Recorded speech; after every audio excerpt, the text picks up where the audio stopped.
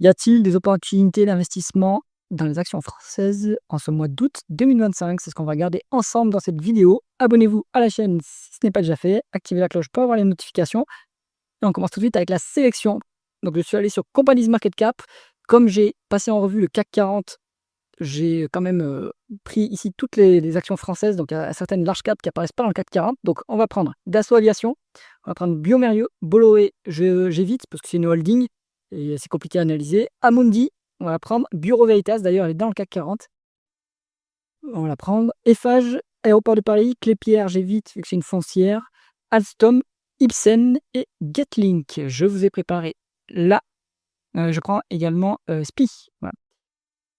Alors, la watchlist. Ici, on a les symboles de cotation boursière de l'entreprise, le nom de l'entreprise, l'industrie dans laquelle elle opère, la capitalisation boursière en dollars US, croissance du chiffre d'affaires en rythme annualisé sur 5 ans, multiple de valorisation en termes de valeur entreprise sur EBITDA, en termes de ratio co-bénéfice et en termes de ratio co-free cash flow.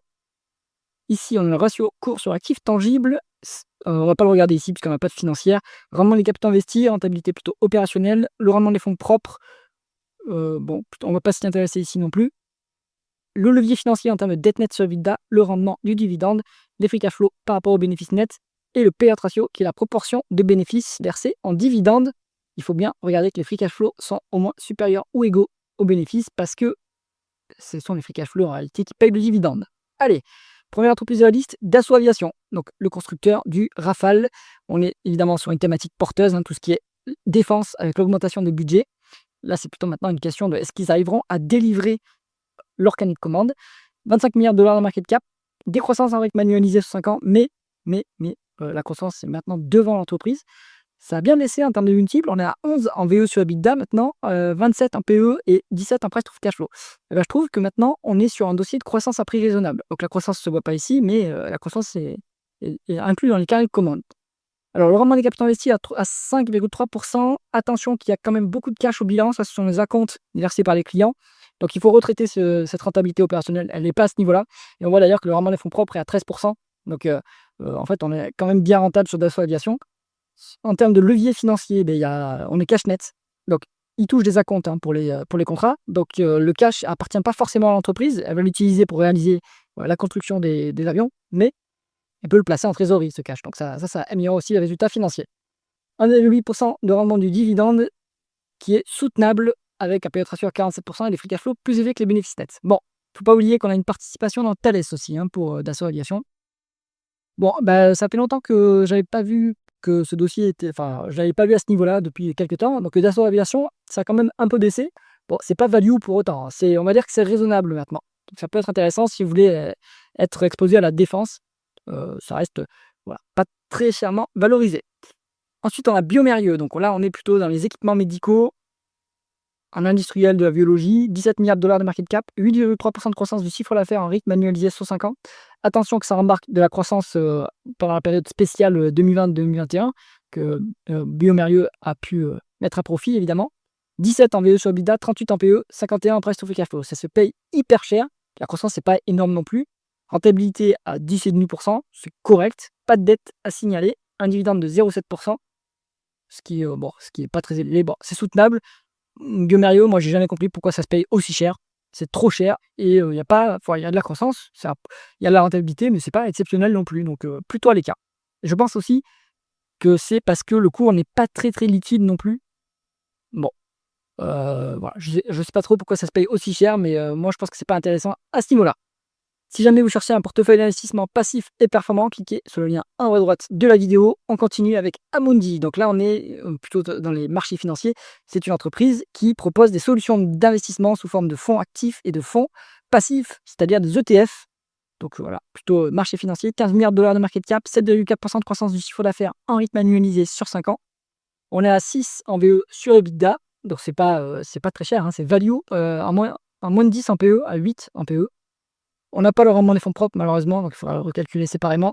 Ce qui est important pour une boîte plutôt dans les marchés financiers. 6,7% de rendement du dividende, ça nous fait quoi ça nous fait à peu près 800 millions. Donc, on est sur un payout ratio qui est légèrement au-dessus de 50% en termes de bénéfices nets. Je pense que c'est soutenable. Donc, Amundi, c'est un dossier intéressant d'un point de vue value. D'ailleurs, il est dans un des fonds d'indépendance AM. Donc c'est plutôt bon signe. Ça a en plus thématique porteuse, hein, puisque l'augmentation de l'épargne qui était vu que les populations, vieillissent de plus en plus en Europe, bah, Amundi, est bien sûr, peut tirer profit de cette tendance. Maintenant, en face, il y a BlackRock, donc il y a beaucoup de concurrence aussi, hein, à garder en tête. Alors Bureau Veritas, donc là, on est sur le spécialiste de la certification de tout type de certification, certifier que les entreprises respectent les normes internationales, les normes ISO.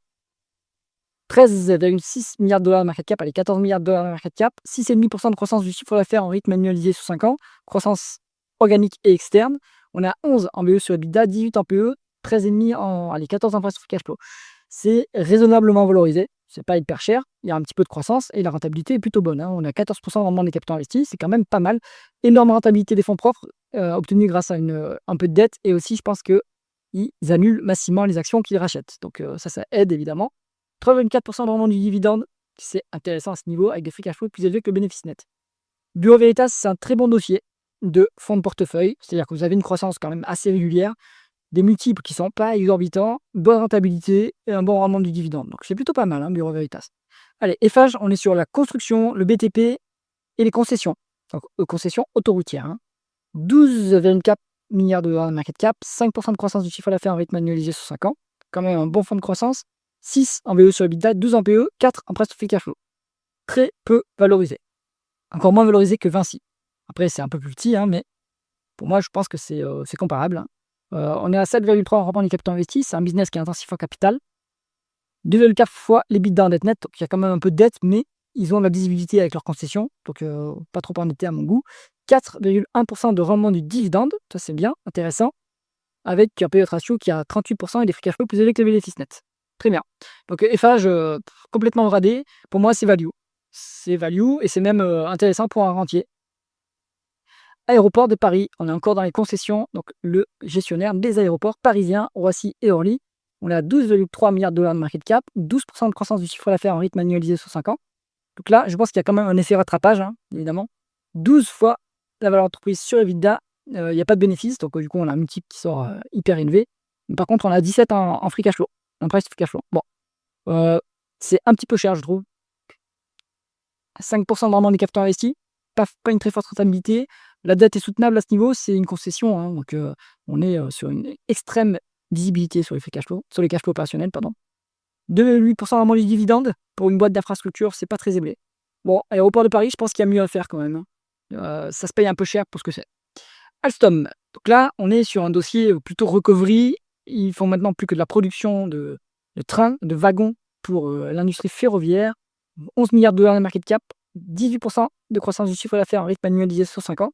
Ça, c'est la croissance externe. 7,4 en BE sur EBITDA, 68 en PE, 20 en presse free cash flow. Est-ce que c'est value? J'ai du mal à voir que c'est value. Niveau qualité, c'est pas au rendez-vous. On a 3,2 en rendement des capitaux investis, 0,8 fois les l'EBITDA en dette nette. Bon, il n'y a pas trop de dette, heureusement. Le dividende a été coupé. Non, Alstom, il va falloir attendre un petit peu que la recovery se confirme. Pour l'instant, c'est pas le cas, hein. C'est plutôt compliqué comme dossier. Allez, ensuite, on est sur Getlink, encore de l'infrastructure. Le gestionnaire du tunnel sous la Manche, 10 milliards de dollars de market cap, 10,7% de croissance du chiffre d'affaires en rythme annualisé sur 5 ans, 16 en VE sur EBITDA, 33 en PE, 13 en price free cash flow. C'est cher. C'est cher. Après, c'est sûr qu'il y a une extrême visibilité sur les cash flows, mais bon, ça se paye un peu cher. 7,2 en rendement des capitaux investis. Bon, c'est convenable vu que c'est un intensif à capital. 5,5 en termes de dette nette sur EBITDA. Même pour l'infrastructure, je pense que ça commence à être élevé là quand même, hein. Au-dessus de 5, c'est un peu dangereux, hein. 3,7% de rendement du dividende qui est soutenable via le free cash flow. Bon, Getlink, ça se paye trop cher pour la qualité que c'est. Ipsen, ensuite, c'est un laboratoire pharmaceutique. On est quasiment à 10 milliards de dollars de market cap. 6,8% de croissance du chiffre d'affaires en rythme annualisé sur 5 ans. Ça se paye très peu cher. 6 en VE sur EBITDA, 19 en PE, 10 en price free cash flow. Mais après ça, c'est les multiples d'industrie pharmaceutique, hein. L'industrie pharmaceutique, le problème qu'il y a, c'est que vous avez un risque juridique important. Donc les multiples reflètent ce risque-là. 16,5 en rendement et capital investi. Très bonne rentabilité. Cash net sur le dossier. 1,4% de rendement de dividende, soutenable en termes de payout ratio. Bon, Ipsen, voilà. Si vous voulez prendre le risque de l'industrie pharmaceutique, c'est pas un mauvais dossier, je trouve. C'est plutôt value. À voir, il faut quand même bien creuser le dossier, hein, les dossiers pour voir les risques spécifiques. Ensuite, on est sur SPI. Donc, eux, c'est Commercial Services. En fait, ils font des services aux entreprises. Donc, gestion des climatisations, ils font de la sous-traitance. Voilà, ils sont complètement dépendants de leurs donneurs d'ordre. C'est une belle boîte qui s'est bien développée. On a 9,8 milliards de dollars de market cap, 8,7% de croissance du chiffre d'affaires en rythme annualisé sur 5 ans, plutôt de la croissance externe. On est à 11 en VE sur EBITDA. Alors, il n'y a pas le PE, mais le PE, on peut calculer. Je crois que c'est cher du coup. Mais je pense qu'il y a comme les bénéfices nets sont structurellement bas actuellement. Ça me sort un multiple du style 40 ou un truc comme ça, entre 35 et 40, donc c'est élevé. En termes de free cash flow, par contre, c'est 8,5. Donc c'est value en termes de free cash flow, mais pas en termes de VE sur EBITDA. Donc là, il doit y avoir, à mon avis, de l'exceptionnel qui vient gonfler les free cash flow. 10,3% de rendement des capitaux investis, bonne rentabilité. Attention que la dette nette est à 3. Là, c'est pas, c'est quand même cyclique comme business. Donc 3, c'est la limite. Donc il y a un peu trop de dette sur SPI à mon goût, mais il faut regarder s'il n'y a pas des obligations locatives qui sont incluses dedans, qui est inclus dans ce levier financier. Bon, limite donc sur la dette, 2% de rendement du dividende, soutenable, il y a les free cash flow. Voilà. Alors, dans cette liste, qu'est-ce qui est intéressant d'un point de vue value? Je pense que Eiffage, ça se regarde, d'un point de vue value. D'un point de vue croissance à prix raisonnable, on peut aller sur du Bureau Veritas. C'est vraiment pas mal, Bureau Veritas. En termes de value, on peut aller aussi sur Amundi. C'est pas mal. C'est pas vraiment une banque, donc il y a moins de risques qu'une boîte financière style banque ou assurance, donc ça, c'est pas mal. Et c'est à peu près tout, à mon avis. Ipsen, c'est intéressant, mais bon, les pharma, moi, je suis plutôt à l'écart à cause du risque spécifique. J'espère que cette analyse vous a intéressé. Si c'est le cas, mettez un pouce vers le haut et pensez à vous abonner à la chaîne. À bientôt.